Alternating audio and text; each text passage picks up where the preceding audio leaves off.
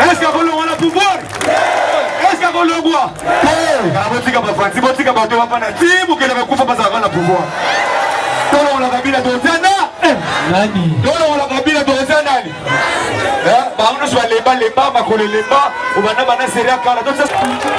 Président Rochikiwa.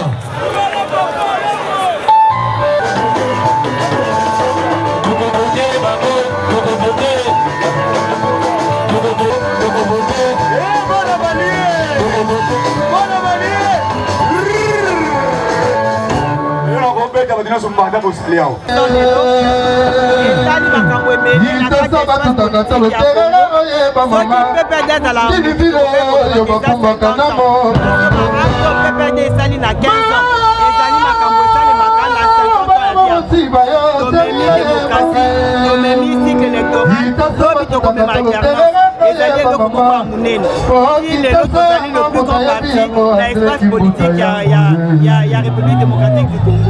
Donc ça faisait partie un peuple parce que tout le monde secrétaire général Nabis, la félicité président Kabila, la félicité maman de toujours ma carte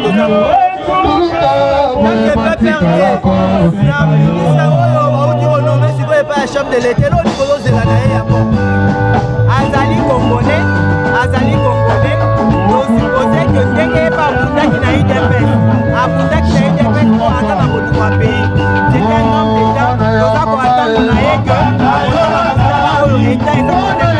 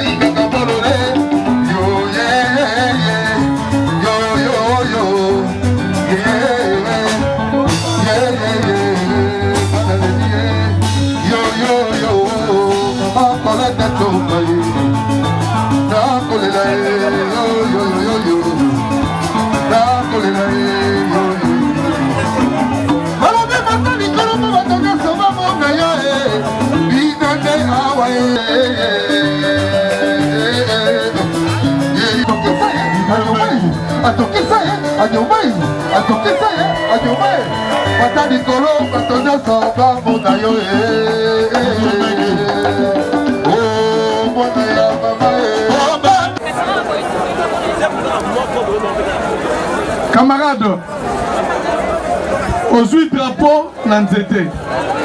Yo, le drapeau, ou fini Kiango. Après. On va répondre après. Bingi Bingi. Aïs. Bingi Bingi. Aïs. Aïs. Le sommet. David Bouta Yango. Apkonza Kichasa. Maya Siga. Une chanson.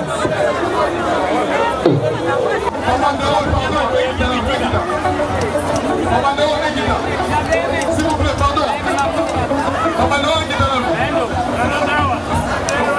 Allez rajouter, s'il vous plaît, qui dit ça.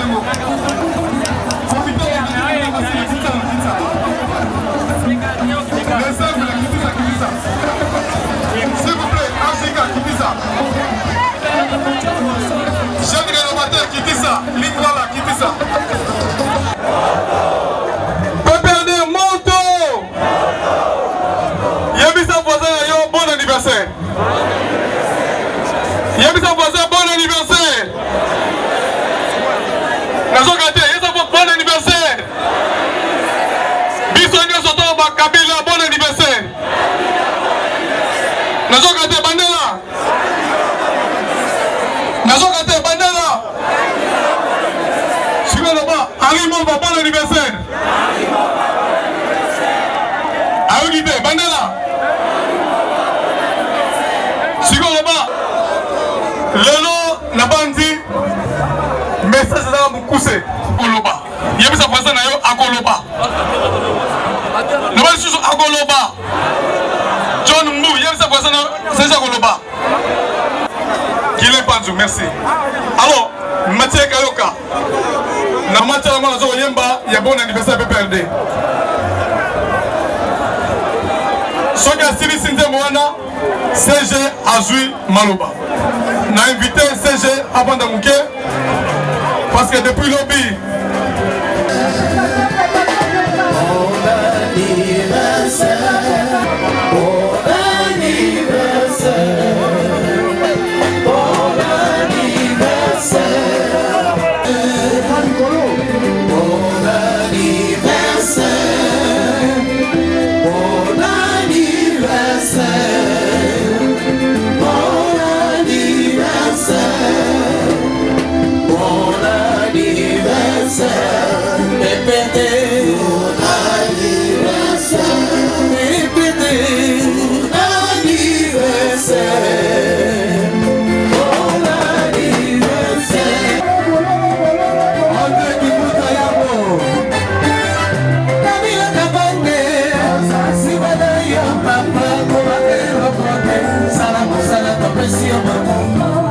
Kabila Kabange, yo papa Kobagelo Prote, Salamo Salato Pesio Bebe Olive, Sibala yo papa Kobagelo Prote, Salamo Pesio Arimo Vasakani, Sibala yo papa Kobagelo Prote, Salamo Pesio Como changer la décider, ils sont pas qu'à perdre. La café a mover la pepete no cura la te nos abacasi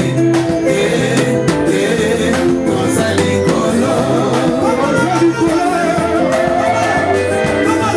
Kabila Kabange Simana papa Kobagelo Kote Salamo Salato Pesio Kabila José Simana papa Kobagelo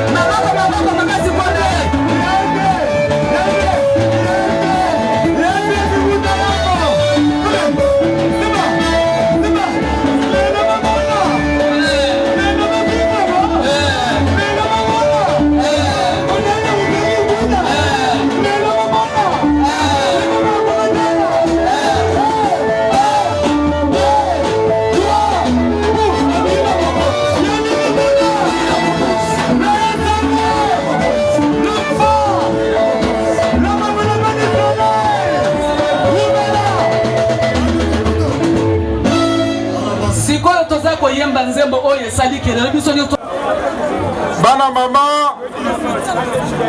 mokonzi ya mboka aye kokuta mboka oyo biteni na biteni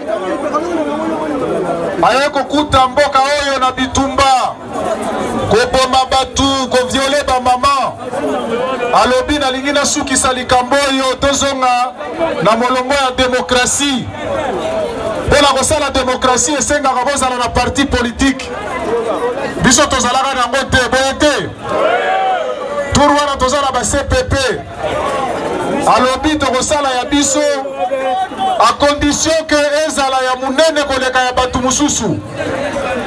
Voilà défi oyo Joseph Kabila lança biso so tolingi tosala parti ne tosala ngo batu ya suka il faut tozala ya makasi koleka bango parce que tant que tosali parti na 2002 4 ans après, il fallait qu'on ait déjà une élection. Oh, Mbala Liboso, Congolais a voté président Naye Mututu, Azala électeur pour la Mokonzi Mboka. Et ça là qui danger parce que wana touti na bitumba. Bao balaka ba rebelle batombola ki déjà mandoki. Poete oye barataki na ndenge ya bitumba ba gagner yango na bele. A gagné biso boyete parce que tant que tu as l'élection tu as la sûreté que tu vas gagner kaka donc risque wana Kabila zwa yango pona bino parce que zala qui sûr que mobilisation peuple zali simanaye boyete ezali esengo 15 ans après risque azwaki et cela qui que tu zali ka ba gagnant mais toi la ndé pongite 15 ans ezala ngo ebelete Boko kanisa ke boko ganyaka kaka talaka ndengele kaka équipe ya munene équipe moko ya basimandaku e ya ko gagner kaka pona misusu tozalaka na bango awa bazala ko kanisa ke tokomaki na suka ebele bakimaki bakanisaki ke ezali 100 mètres plat tokomi kote ya suka babendana nanu bakoya ko gagner balongola Kabila moyete mais bayako sutuka mwana mai stratégie ya makasi nzoka nde course ezalaki nango ekobubela bata ba 5 ans bango makanisi eza oyo esalaka ba 9 secondes ba Usain Bolt obandika mbangu boye oganye bango bakanisaki bongo mais soki olingi obundisa Kabila tuna nanu yekola nanu tanga livre ya histoire baoyo bameka magie basuka ndenge nini bazali ebele bao bake basalaki erreur moko ya grave banafanya erreur moya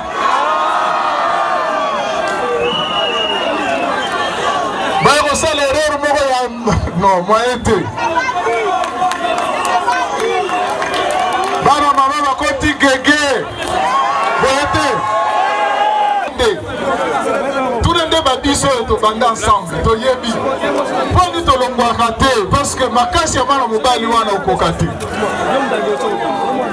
kope moko basala na ye mei donc yo olingi obanda magie mpo ozwi mwa lar kote ototya ezalaka ndenge wana moto apesi ye mosala akanisi ye moto atya Kabila na esika yango boye te nzoka nde mwana mai biso toya kotambola oye kokota kokota okoti na cortège na biso ozoyeba te ya matanga to ya feti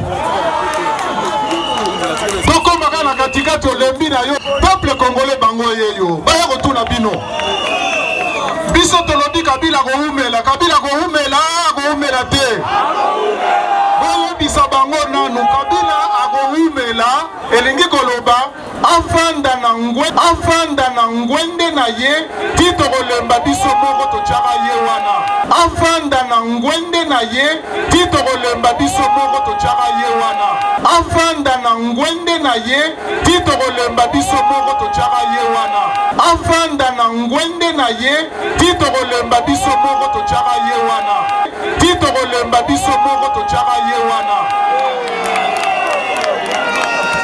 peuple nde mokonzi peuple congolais moto akodeside nani akozwa Muto tozalaki nango akosi liboma bato mosusu ya ngambo kuna babandi kolanda ye o soutien à ceci o alliance soki nde nini mwana mama biso toyebani touta wapi tozokende wapi bino boyebi te bashifre boyokaka oyo soki mbongo biso toyebi mutu na mutu shifre na eza na niveau nini te mwana mai akomi kotambola mokili mobimba aye kokuta bato moko babanda baparti kala balemba na bango bakomi koteka na wenza bitula parti na bango oyebiki bato moko bateki parti na bango eske boyebi histoire yango bateki mpenza parti na bango bazosenga totikela bango mboka bakonza biso bongo soki bobandi na parti na bino ndenge wana soki totikeli bino mboka ezala nde nini bomesana koteka bobundabunda topesa bino na mwa respect nzoka nde ifale kaka kolakisa bino mwa dollar bokomi koteka bakezwa petit moko boye azalaka président ya comité ya football ya basupporter petit moko boye azalaki na bazamba kote na biso kuna bakezwa ye nono asala concurrence la ndenge tomobilizaka basupporter bakende kotala match ezobetama nde nini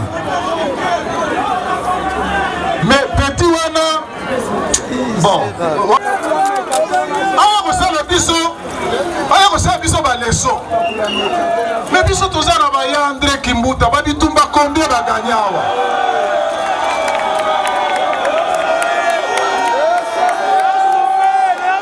na mboka oyo Kinshasa twalaka na ba Jean-Pierre Bemba awa na Kinshasa ba Jean-Pierre Bemba baza wapi ndoka yo outa mboka moko kombo nango kutu na carte ya Congo toyebi yango te oya na Kenya me bana kini penda bana kini comment petit wana komi osala makambo moko boye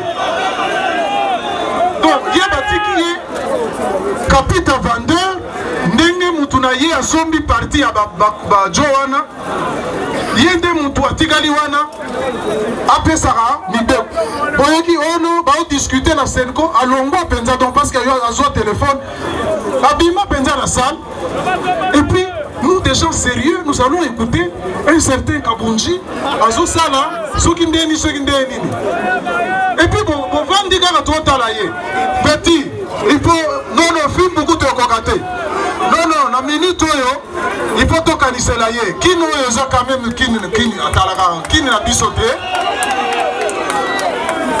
Mes chers amis, keba nayebisaka bino awa système ya millionnaire ambwaki mbongo na katikati ya ebale alobi kamata landa soki ozwi ekomi ya yo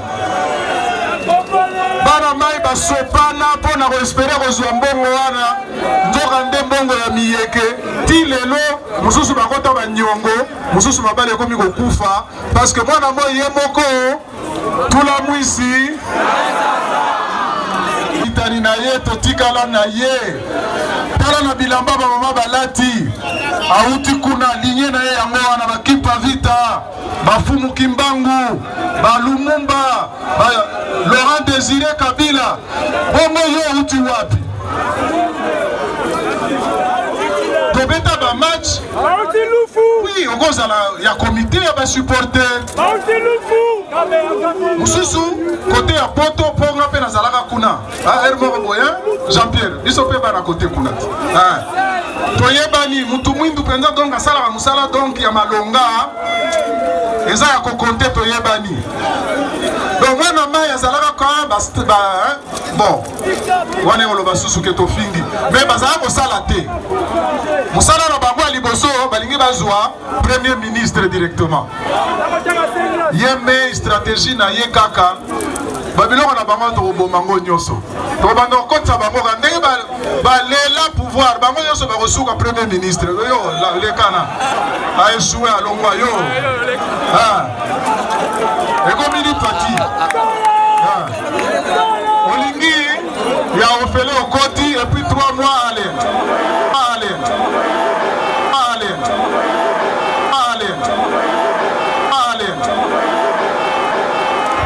yambalo oyo eza ya mwana mai wana eza ya bien mwa linete ya noir esalaka mwa jean ya bien mais bango nde baolelaka elisika ngo baoumela parce que stratégie eza na en fait euta na cope ya Joseph Kabila na Nzambe obike mikolo biso tokomi obenga ye Général Sun Tzu.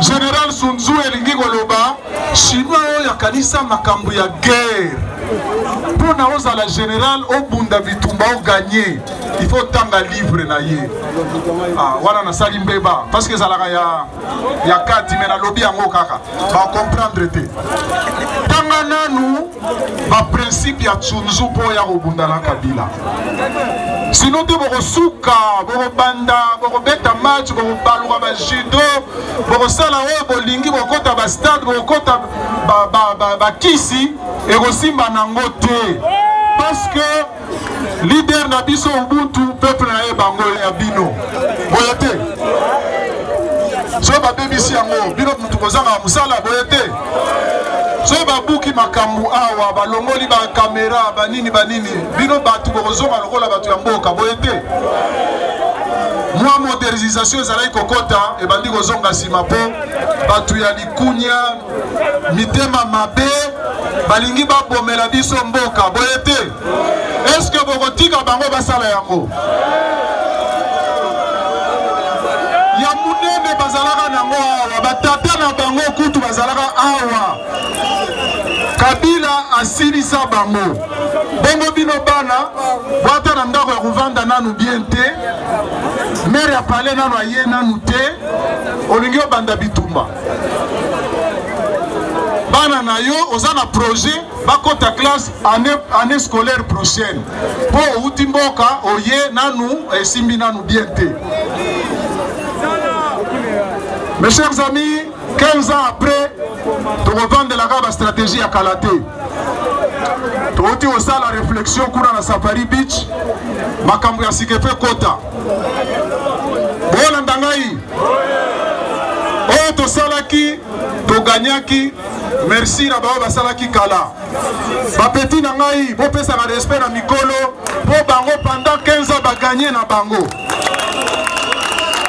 ba coup sur coup ba mama Mwange ba Bernadette ba Coco Chomba ba Willy ba gagné na bango ti lelo toza na bokonzi po na bango bino boye mbangu tro on dirait batu ya côté pe ya kuna ke ba ya mbangu baleka obike batu musu baleki penza donc aleki porte na bango akomi déjà côté musu ya ba voisin po ye mbangu tro ke tuna biso nanu oyebi ata ndenge bakomaka kote ya ngaliema te po ozalaka kote ya limete oyebi te olingi kino oyo mpenza kino 12 millions ya bato bagrand prêtre motindami ya Nzambe yokana nano na Nzambe po alongola ye osambeli ata te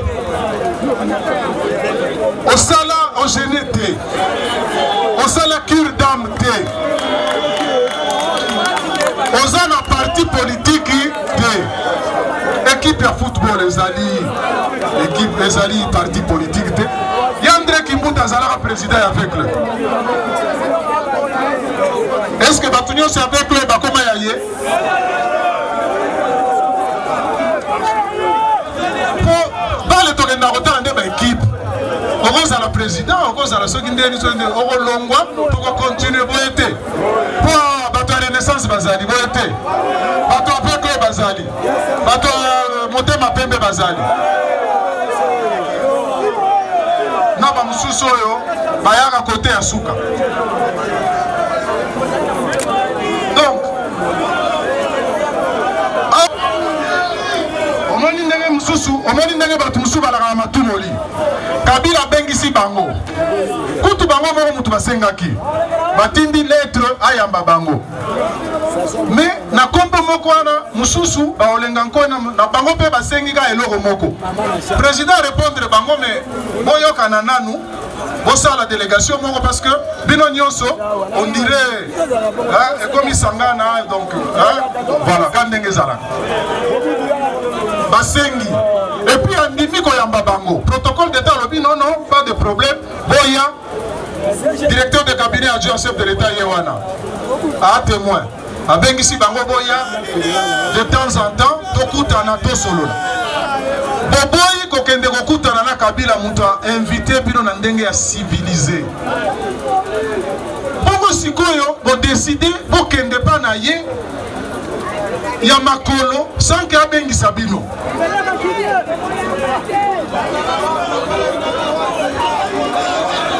omoni mendiva matumoli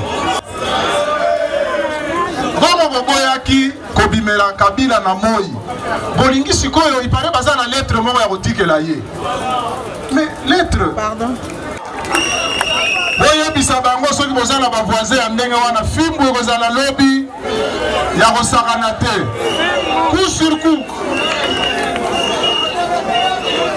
bomonaka ngo blake keba mwana kambelembele oyo moto moko eza wana donk ya kosakana te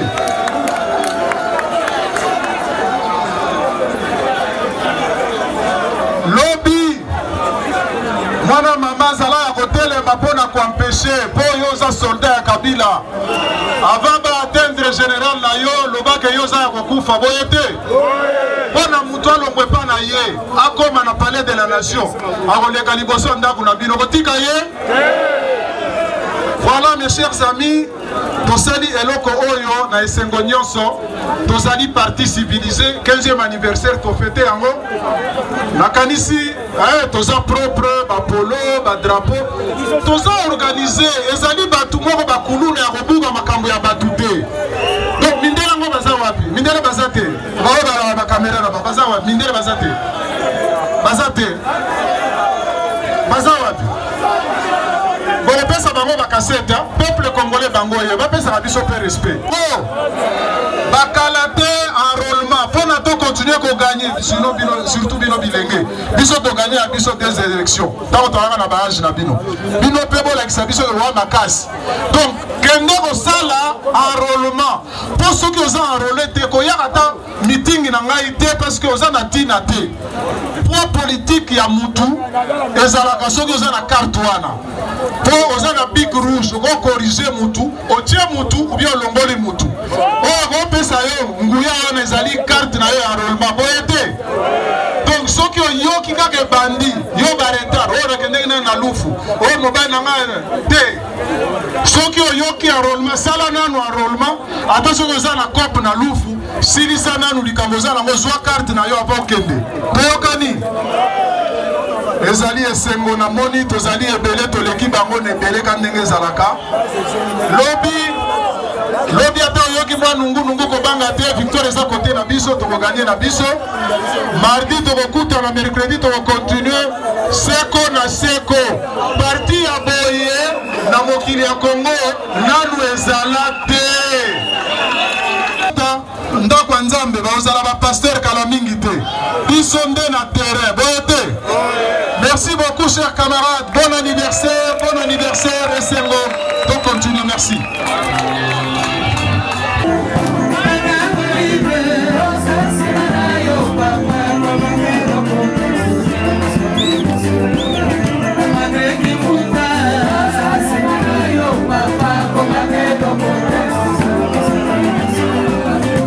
biso oyo tozali association Alliance Kabiliste des musulmans. Donc nous sommes des musulmans autoyés une alliance pour nous soutenir FRA, président de la République de Kabila Kabala. Et à une délégation, dans la Zali cordon adjoint, suivi à Moussa Mondo qui est notre cordon général. Et autres, c'est-à-dire on a un comité militaire Zali Awa, qui est vraiment pour nous relancer appel à nos frères musulmans au bazar du Banda, il y a tout soutenir FRA, président de la République, président Kabila Kabala. Pour nous les musulmans, nous sommes délaissés. Il faut tout ça des fortes quotas dans l'instance c'est comme initiative du président Kabila Zali qui a soutenir les musulmans, qui a retombé les musulmans, qui est de l'avant, qui est connu sur les musulmans, qui est de l'avant, vous avez une adresse par-ci par-là, l'université islamique, les Zali, tu as la mosquée, Oignon sur les Zali, Oignon sur les baya pour adhérer à Katia Akam, qui est notre parti, où tous allez soutenir l'œuvre du président Kabila, à région de Bisso. Donc, Bilongi Ezali Awa, bel et bien que tout ça reconnu, les musulmans Moussoussou, tout ça a toujours appel, il y a vraiment pour soutenir le président Bisso, à penser pour la Bisso, les musulmans depuis, il y a la République, la République du Congo d'abord, après tu es la Zaïre, jusqu'à présent, donc toujours mon considération à les musulmans qui la carte. Donc c'est pour cela que nous les musulmans, donc c'est mettre Siko d'accord, il y a pour soutenir le président Tomoni Bozali Akam, mais anniversaire à l'élu Azali à PPRD. Akam Azali allié à PPRD ou bien Akam Azali allié à majorité. Ezali cellule na kati ya PPRD. Akam Ezali cellule na kati ya PPRD. Donc Ezali alliance oyo ba musulman ba yena yango pona ko soutenir président na bango oyo kanisi pona. Tout ça bon, tout ça gauche droite Ezali oyo eza na kati ya 15 ans déjà, PPRD a fêté anniversaire naïe. Message nini, to souvenir nini, peuple congolais pour retenir l'existence il y a 15 ans, il y a PPRD na Mutunango Joseph Kabila. Ok, na 15 ans oyo PPRD sali, tout le monde qui est mot qui est divisé. Les qui réunir tout le monde. Oh, il y a mon avis, il fallait que de gauche droite président Bengali tout sur l'ensemble. Donc tout le monde déjà initiative pour vendre dans le Kimia.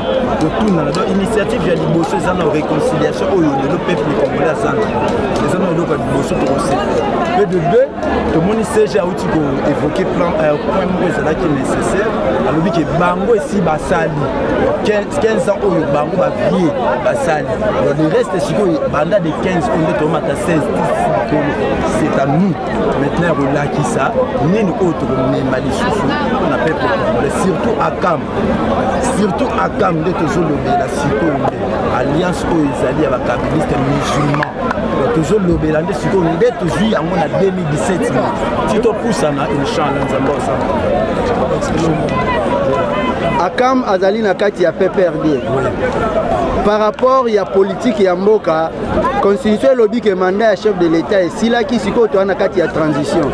Mais Akam a eu l'alliance pour soutenir pouvoir ya Joseph Kabila. Est ce qu'il est là to comme en décembre de l'élection salami. Kabila s'est présenté to abimité na kati ya makambo oyo.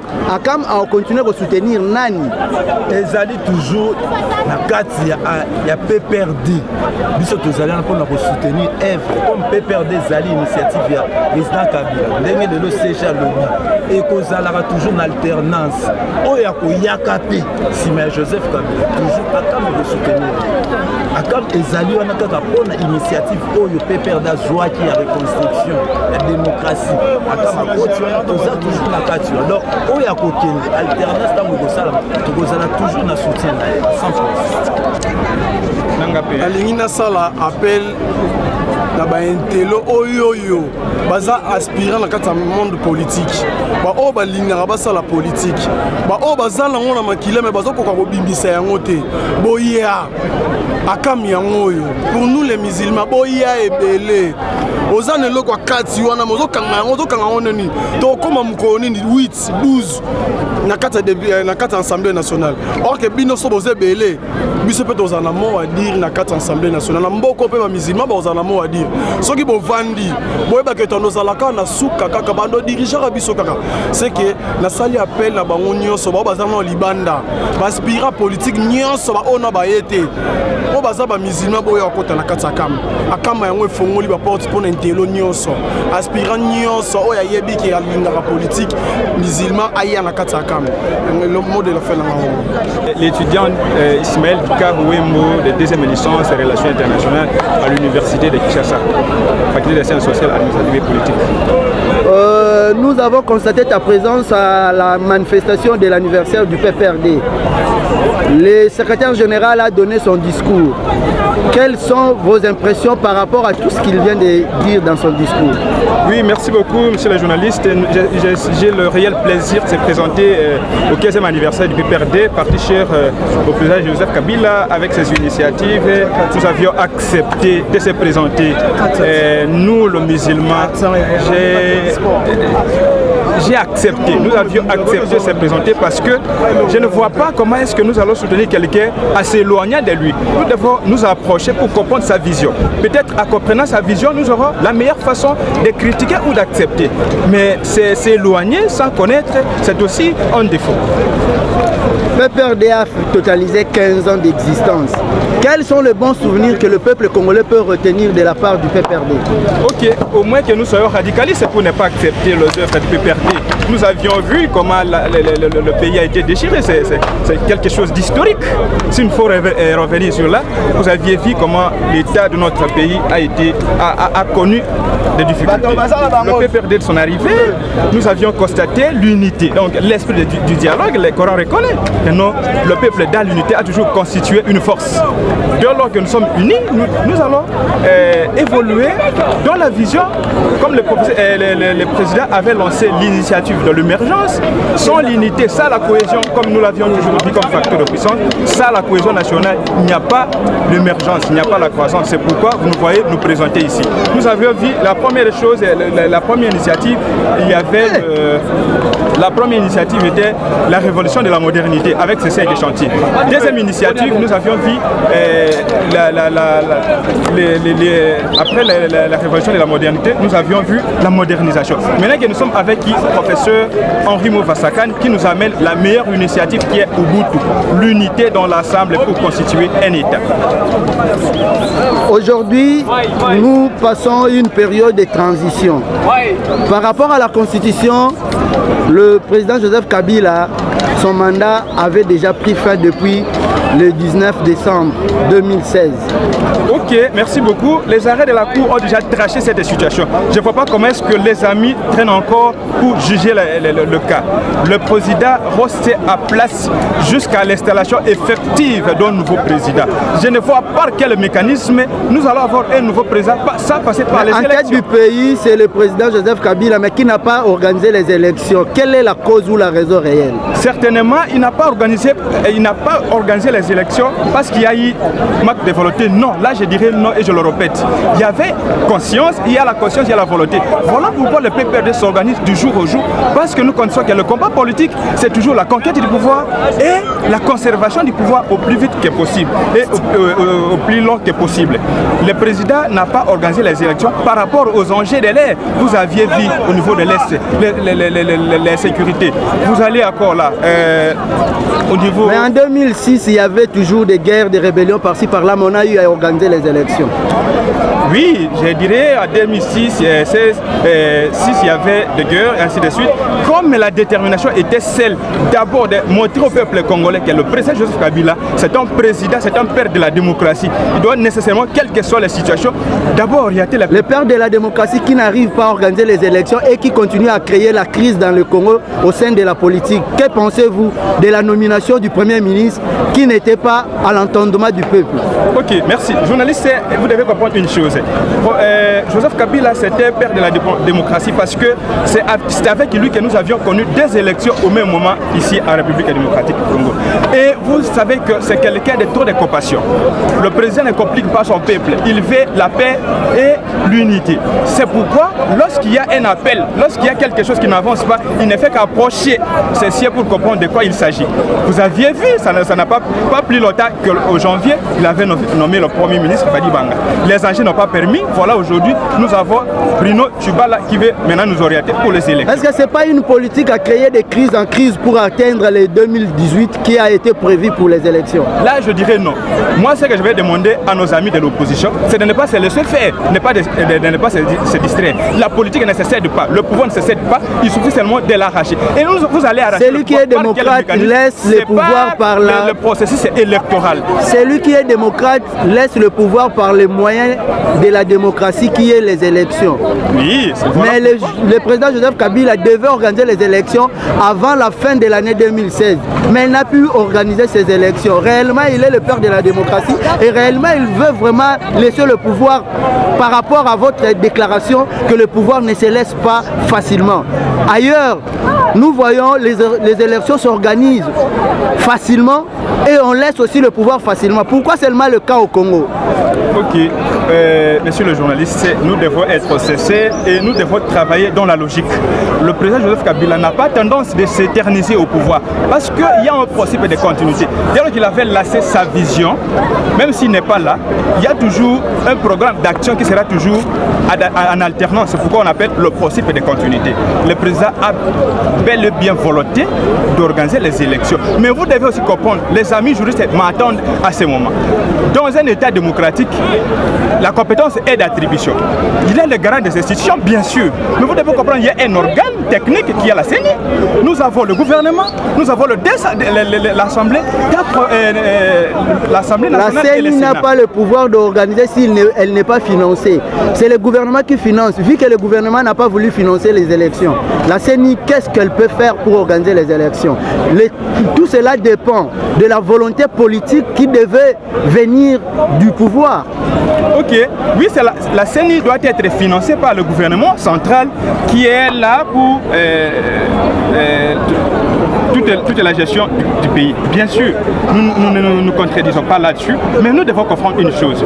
Il ne faut pas seulement se précipiter aux élections. Tant que les choses n'avancent pas, il faut privilégier l'international. Lorsque quelque chose n'avance pas comme à l'Est, il faut d'abord protéger les gens. Comment vous allez faire les élections dans un État où il n'y a pas d'attendement? C'est ça que je vois un peu flou là-dessus. Il faut comprendre chaque chose à son temps s'il n'avait pas la volonté d'organiser les élections. Pourquoi nous avions déjà connu 2 fois les élections? Ça, c'est une question qu'il faut se poser. Alors, je pense que nous devons nous organiser. Tout celui qui veut atteindre le pouvoir, il y a un moyen, il y a la démocratie, nous sommes là tous libres. Il suffit seulement de comprendre et d'avoir un esprit apaisé, la patience et de comprendre aussi quel est le souci réel de la population. La population, dans son entièreté, n'a pas seulement besoin de devenir président. Il suffit seulement que chacun se retrouve dans sa part. Moi, personnellement, je suis étudiant, donc j'ai fini, vous me cherchez un boulot. C'est ça mon souci primordial. Alors, dire aujourd'hui que non, il y a les...